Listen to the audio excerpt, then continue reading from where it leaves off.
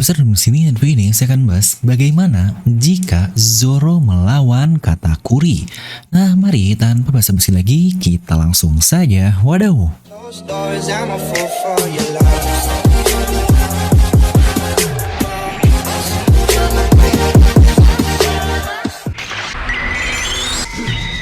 Nah, seperti biasa sebelum video ini jangan lupa untuk subscribe dan juga nyalakan bel notifikasinya ya.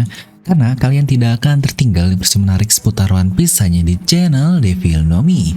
Pastikan sebelum kalian komen atau apapun, kalian menonton video sampai habis, jadi tidak ada informasi yang miss dan juga yang setengah-setengah. Dan buat kalian juga nih, ternyata banyak juga nih viewers dari Devil No Mi yang suka bermain kripto atau mungkin ada yang investasi, trading, dan yang lain-lain. Gimana buat kalian yang ingin cuan sampai seperti ini, kalian bisa join bikin akun Binance. Itu adalah exchange buat kalian beli koin kripto kayak Bitcoin, Doge, Shiba, dan yang lain-lain. Dan dengan kode referral ini, kita akan berbagi cuan, kalian bisa mendapatkan 10% lebih dari tiap transaksi di tiap pembelian lah. Intinya win-win solution banget. Kalian bisa langsung klik link di deskripsi video. Ternyata sudah cukup banyak nih yang ikut aktif di link yang sudah saya sebarkan ini. Nah, mari kita cuan bersama, anjay. Oke, setelah beresnya chapter 1035 lalu dengan kemenangan dari Babang Zorojuro yang ditutup dengan serangan super duper epic sekali yang bahkan dia bisa menembus magma naga dari King ini sampai ke tubuh dan sayapnya yang memiliki pertahanan gila hingga terpotong sebagian. Nah, untuk pembahasan lengkap seberapa kuat sih sebenarnya serangan yang Zoro lakukan ini dan kenapa bisa sampai seperti itu dibandingkan semua serangan lain yang pernah Supernova lakukan. Nah, untuk videonya sudah pernah saya bahas di video ini, mungkin kalian bisa cek untuk video tersebut. Oke, pasti setelah kalahnya King yang notabene dia adalah komandan pertama di bajak laut Kaido. Ya walaupun belum tentu dia kalah sih, tapi dengan serangan Zoro yang sangat brutal dan dia sudah kehilangan sebelah sayapnya, ini sudah hampir fix banget jika King sudah kalah. Intinya dia adalah komandan pertama di bajak laut Kaido yang bahkan lebih dari komandan pertama. Dia ini ibarat Zoro di bajak laut topi jerami. Karena King sendiri menurut Kaido dia adalah sang tangan kanan dari Kaido ini. Yang berbeda sekali dengan Katakuri yang di Big Mom hanya sebagai anak biasa saja. Yang pastinya langsung banyak banget nih yang ngebandingin antara King dan Katakuri. Jadi kira-kira pertanyaannya adalah Katakuri dan King ini duo K siapakah yang lebih kuat? Jika mereka beradu siapa yang akan menang? Atau jika Zoro melawan Katakuri siapa juga yang akan menang? Sebenarnya inilah cara Oda yang menurut saya sangatlah jenius sekali. Dan dia masih tetap konsisten ngebangun cerita One Piece dengan hal yang gak pernah dia ubah dari dulu. Di One Piece ini tidak ada pertarungan mutlak. Jika A menang melawan B dan B menang melawan C, maka A pasti menang melawan C. Dimana sebuah pertarungan itu tidak serta-merta dapat disederhanakan seperti persamaan dalam matematika itu. Itulah yang Oda lakukan di seluruh cerita One Piece ini, dimana bukti konkretnya sudah Oda keluarkan melalui kata-kata dari Monet saat dia melawan Luffy. Di situ Monet berkata, yang jika pertarungan kuat, sendiri tidak yakin jika akan menang untuk pertarungan kuat-kuatan. Tapi bukankah dari sisi pertarungan tidak harus kuat saja untuk dapat menangkan? Nah, inilah jawaban dari semua yang ada di One Piece ini. Menurut saya itu kata-kata yang mantep banget. Masih ada sisi lain seperti sains, kelemahan yang simple dan sebagainya. Contohlah seperti Luffy yang sangat polos sekali. Dia gampang banget untuk dibodohin dan jika dia kalah setelah dibodohin, menurut saya ini sangatlah wajar sekali. Karena itulah tipe karakter dari Luffy ini. Dan bahkan Oda sendiri pun pernah berkata jika dia tidak ingin mengubah karakter Luffy dan karakter Luffy ini harus pergi sebagaimana dia mestinya. Alias Oda tidak ingin buat karakter Luffy tiba-tiba jadi sangat kuat, tiba-tiba jadi B, C, dan yang lain-lain. Tapi dia harus sesuaikan dengan karakter dan watak dari Luffy ini. Inilah yang menurut saya sangat keren sekali karena Oda sendiri melihat karakter buatannya di perspektif kita sebagai audiens, bukan perspektif dia sebagai autor atau pencipta dari One Piece ini. Karena bukankah jika dia memiliki perspektif dari penciptanya, ya gampang lah. Oke, Luffy akan saya power up jadi sangat dewa sekali dan udah begitu saja. Ini menurut saya kurang banget jika Oda seperti itu dan untungnya Oda tidak seperti itu. Jadi tidak perlulah Luffy harus bisa melakukan semuanya sendiri karena toh itulah esensi dari serial One Piece ini, dimana tiap krunya pun mempunyai peran yang sangat sangat signifikan. Beda lah ya mungkin dengan serial lain yang karakter-karakter lainnya cuma jadi minor doang. Tapi di One Piece bahkan karakter yang tidak jelas pun Oda beri fit yang luar biasa. Contoh lah seperti Karibou, dia pun punya peran yang luar biasa di Wano Kuni ini.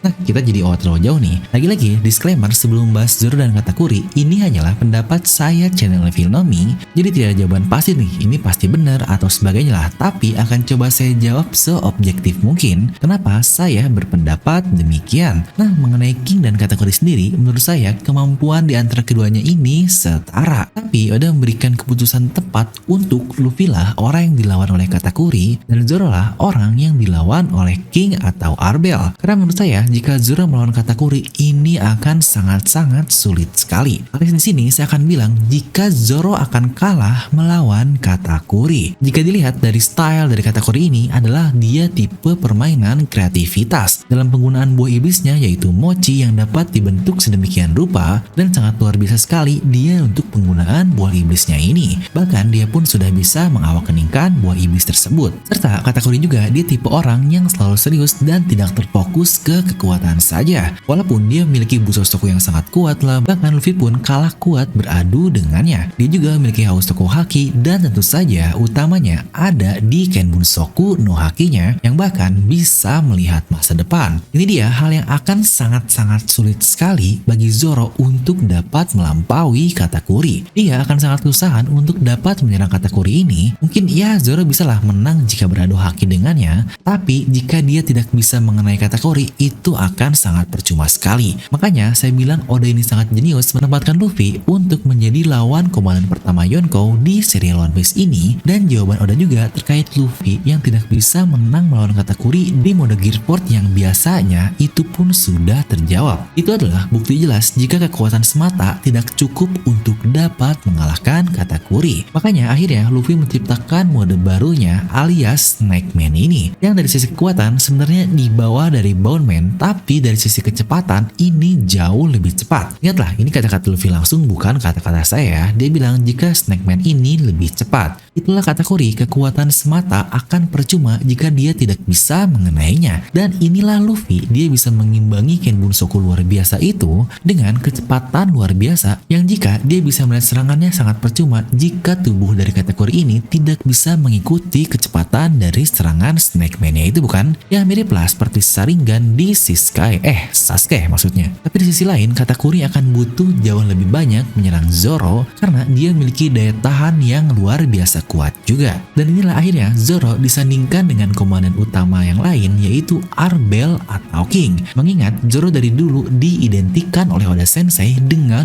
brute force atau kekuatan fisik yang sangat kuat sekali. Dan lawannya King pun sama. Ia memiliki kekuatan fisik yang sangat kuat dan sangat percaya diri juga. Itu pun dengan ketahanan tubuhnya yang menurut saya udah bener-bener next level banget. Bahkan serangan sisi Sonson dari Zoro pun tidaklah berefek apa-apa kepada King ini. Ya banyaklah serangan-serangan lain juga yang akhirnya dimentahkan karena King memiliki ketahanan tubuh yang luar biasa. Yang bahkan Kaido pun memuji ketahanan tubuh dari King ini sejak dia masih bocil. Dan Zoro pun sama nih. Jadi secara kasar keduanya ini adalah sudah match up yang sangat pas sekali dari the power of strength-nya. Ketika Zoro dapat meningkatkan kekuatannya di atas King, itulah saat Zoro dapat melampaui King seperti yang kita lihat di chapter yang terakhir. Tapi jika melawan Katakuri, match up-nya sudah cukup sulit nih untuk babang Zoro, dan seandainya Zoro bisa melihat masa depan pun dengan kecepatan yang kurang mumpuni lah seperti Luffy, ini akan cukup sulit. Nah di sini karena saya objektif, jadi saya tidak akan bawa-bawa lah Luffy kuat di Hausoku, Zoro di Busoshoku atau Sanji di Kenbunsoku, karena di sini kita ratakan semuanya agar lebih ya apple to apple ya. Jadi jika Zoro menang melawan King, tapi Zoro belum tentu menang melawan Katakuri. Tapi bukan berarti ya Katakuri lebih kuat dari King. Ini hanyalah match up serial One Piece yang tidak berlaku hukum matematika yang tadi saya katakan jika A menang melawan B dan selanjutnya. Ya lagi-lagi ini semua hanyalah pendapat saya channel Devilnomi. Walaupun jika Oda membuat plot Zoro akan bertemu dengan Katakuri, pasti Oda akan mencari bagaimanapun caranya untuk membuat Zoro ini dapat menang dengan cara yang menurut saya akan sangat masuk akal. Ya di perspektif kita sebagai pembaca jelas pasti seperti itulah, tapi tidak tahu apa yang akan udah lakukan, toh itu juga tidak akan terjadi karena sudah lawan atau jatah dari Luffy kan, jadi percuma kita mengandai-andai. Tapi lagi-lagi saya clearkan di sini, saya berasumsi kesemuanya tetap pada kemampuan mereka masing-masing yang sudah kita ketahui, jadi tidak akan berandai-andai lah kalau Zoro lawan Katakuri dia pasti bangkitin inilah, bangkitin itulah, dan yang lain-lain. Ya sejujurnya itulah juga alasan kenapa saya sangat menyukai serial One Piece ini. Tidak ada satu hal mutlak di One Piece ini yang jika melawan ini pasti dia yang terhebat atau apapun. Dan benar juga One Piece ini ibarat dua sisi koin. Kita perlu melihatnya dari beberapa perspektif yang sudah ada. Ya contohlah Ancient Weapon, dia mungkin terdengar jahat jika dilihat dari sisi koin satunya, dia dapat musnahkan manusia. Tapi mungkin dia pula bisa melakukan hal yang sangat baik di dunia ini, ya contohnya seperti Poseidon atau Shirahoshi. Again, itu hanyalah sebuah perspektif saja, tergantung bagaimana kita melihatnya dan dari mana juga sisi kita melihatnya.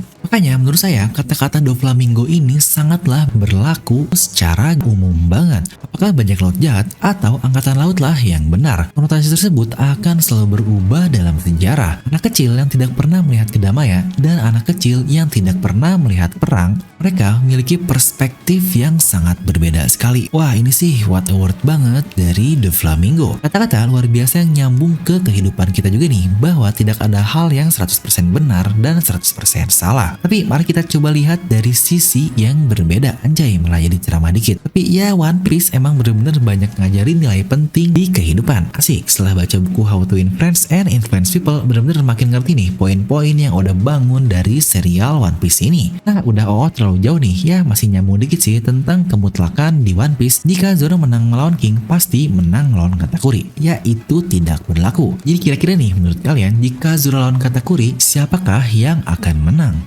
Nah, kalian bisa langsung tuliskan pendapat kalian di kolom komentar di bawah. Dan buat kalian juga yang ingin merchandise Novel Nomi, sedang ada diskon spesial untuk Natal dan Tahun Baru hanya pembelian melalui Tokopedia. Kalian bisa langsung klik link di deskripsi video ya. Dan seperti biasa, semoga kalian terhibur dengan video ini. Like aja kalau kalian suka, dislike aja kalau nggak suka. Jangan lupa untuk subscribe dan juga share video ke teman kalian. Gue Devil pamit and I'll see you guys next time.